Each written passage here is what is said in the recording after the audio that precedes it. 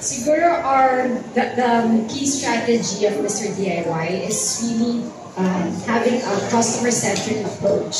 So we ensure that we have the right wide variety of products at affordable prices for our customers in carefully selected locations across the nation so we maximize our reach.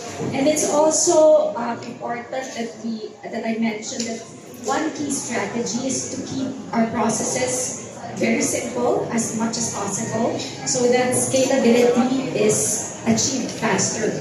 And once we are able to, scale up successfully, we are able to benefit from the economies of scale because the costs are spread out. And whatever savings that result from this, we are able to pass on to our customers the products that we offer at always low prices. And when we, the more we scale up, the more our customers patronize Mr. DIY, the more we are able to expand.